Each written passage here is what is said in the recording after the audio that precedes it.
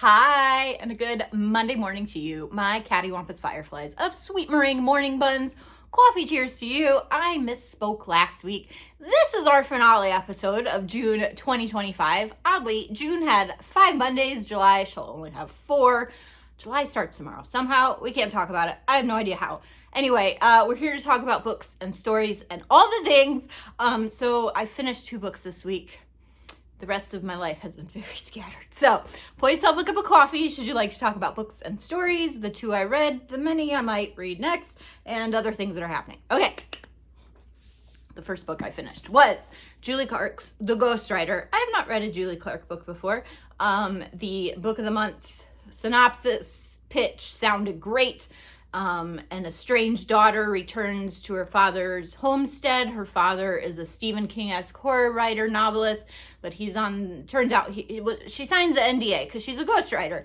And turns out it's her dad who hired her to write his memoir memory of what killed his brother and sister 50 years ago. Setups, great. This was slow. So it's a thriller. Nothing surprised me. I saw everything coming. Read it if you want. Maybe that's her vibe. Maybe that's her style. And maybe if you read fewer books than I do, you won't see it coming. But yeah, so slow burn. See what I did there? Slow burn. Anyway, so it was okay. It's right at 300 pages. It was entertaining. Nothing revolutionary. Nothing that will stick with me forever. So Julie Clark. Okay, the next one I read was a birthday book from 2 months ago, 1 month, I don't know what today is. Okay, Words with Wings and Magic Things. My friend Rhea gifted this to me. Poems by Matthew Burgess, pictures by Caldecott winner Doug Salati. This is lovely. My favorite, but a feature of this book is like when you get to a new section, there's a little like peekaboo, and then it turns into a full page, double page spread, and it was lovely. The poems were really interesting. I remember doing a poetry project way back in the day, maybe like 8th, 9th grade, whatever, and like you had to find poems that fit like this certain rhyming scheme or that portrayed this odd poetry vocabulary word or something. So the rhyming schemes were very different. I'm curious if some of them, if the author is Matthew British, that some things rhyme better with the different dialect than my American sort of Midwestern scatter clumped together everywhere I've lived dialect. I don't know. So some of the patterns were really different and would be interesting to study and find the rhythms and patterns. You remember how you used to do like AA, BB, CC, AB, AC, for what rhymes? Anyway, it was different, worth a study, and it was gorgeous and thoroughly enjoyed that. I read it while I was in the audience at live theater Thursday night. So I should reread it because sometimes you just can't help eavesdropping when someone's on their phone during intermission right next to your face. Anyway. Words of Things and Magic Things. I'm fine. Everything's fine. Okay. Those are the only 2 books I finished this week. I am so close, but had a very distracted morning. Finishing this one. This is Dreamslinger by Graci Kim. I hate to say I'm not loving it. I don't like to bash books because they're hard to write. She's doing great. Her original trilogy, her first 3 books in the world were the Rick Riordan. She had a Rick Riordan Presents mythological series, and this is, I think, the first in another series. And I mean, hello. I bought it because I'd heard of her and know her. Well, I don't know her, but I follow her on Instagram, so I know her. And this cover is so pretty. It's purple, it's shiny. There's creatures. It's a lot of world building and backstory and good things. It's just like so much. So I can see where it can be expanded, but right now I feel like just so many terms and things are being thrown at us that it's a little much for both having the plot and the world, how it works, and the competition and her loyalties divided and all the secrets being revealed and all the creatures and all the other competitors, and it's just a lot. So it's lovely. You might love it. It's gonna take a couple of reads for me to be all in, and maybe a couple sequels. Yep. So Dreamslinger, gorgeous. I'm still, but again, it could be my headspace. So judge it for yourselves. Also reading, and then I lost it like misplaced it and then found it under another stack of books, or it fell out of my purse. I don't know where it went, but I had started Small Things Like These, Claire Keegan. It's small, just haven't finished it.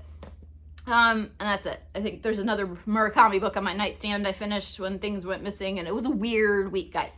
So possibly reading next. I will post shortly my, you know how every month I do a favorite reads of the month. Well, there was only one book that I really loved this month, and so I'm going to read number 3 in that series, The Beast and the Bethany. The first book brought me great joy. I've since collected number 2 and number 3, so hope to read number 3 this week. Probably going to need a mind purge for happy, silly things. Also, you probably saw that my June shiny pre-order signed indie bookstore signed personalized pre-order arrived this week. This is Forgery of Fate by Elizabeth Lim, and I'm just finding the page that she signed for me because it makes me happy. So Hallie from Elizabeth Lim, and this is her autograph stamp, and this is her stamp for this book. It's so pretty.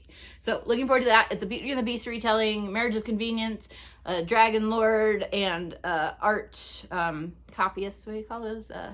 Mimicker, whatever. Anyway, looking forward to that. Also, so pretty. I borrowed this book from my cousin because she loved it, and you know, sometimes you need the fluffier reads. This is How to Solve Your Own Murder by Kristen, Perrin. I checked it out once from the library, didn't get to it before it was due back, so thankfully it's out in paperback now, and I borrowed it. And I borrowed this from my friend Taylor, and I need to read it, A Wizard's Guide to Defensive Baking. And this arrived finally, like literally 3 years since number 3 in the series. Number 4, poor Jessica Townsend had some health issues and the pandemic and all the things. So this is her monstrous number 4 in the Nevermore series, which is one of my all-time favorite books. SILVERBORN, love it, looking forward to it. And my friend Sarah gifted me this book, Queen M, a la the Scottish play by a Scotswoman. So looking forward to that slim volume. And yeah, those are books. I will not finish all of those. It's another busy week.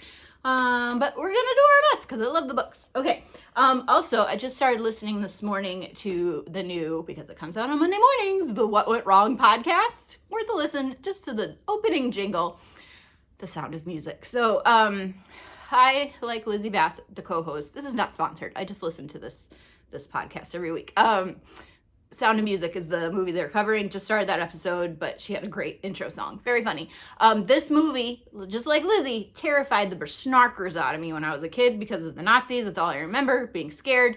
So I would probably maybe rewatch it with the lights on. Apparently, the Nazis are not in it as much as I remember, so I guess I'll need to rewatch that after I listen to what went wrong in the production of said film.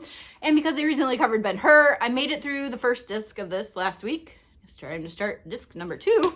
It's a long one.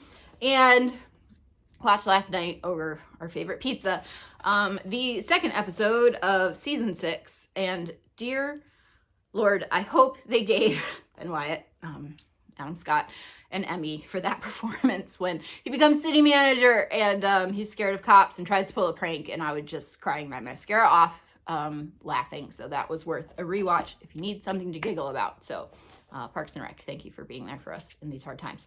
Okay, also, it is your final day. I already spoiled this with my last post, so I'll show you. I have one June sticker left. This is, there's a camera. Is it going to focus for you? This is my other job as a flying monkey, which is how I was feeling, I think, back in February. I made that into a vinyl sticker for my Cranbox Patreon, so if you want this, there's one left. And July exclusive stickers. I'm not going to show you the design, but I'll show you the, this is the backwards silhouette of said sticker. Curious if you can guess which piece of my art that one is. We'll be shipping this week, along with bonus feature, temporary tattoos. So you'll get a sticker, a vinyl sticker, to put it on your water bottle, or your laptop, your journal, your planner, your notebook, wherever you put your happy stickers in your sticker book, plus some temporary tattoos with my art on them. So should you like to join the Cranbox, patreon.com/HalTheGal, also link in my bio. Thank you for your support. And yeah, that's shipping this week. Also, next Friday, a week from this Friday, something very big is launching, and I'm very excited. And if you want to sneak a peek at that, you can also join as a paid member of the Cranbox and see 2 of June's 3 time-lapse painting videos for what that secret project is. So, okay, I love you guys.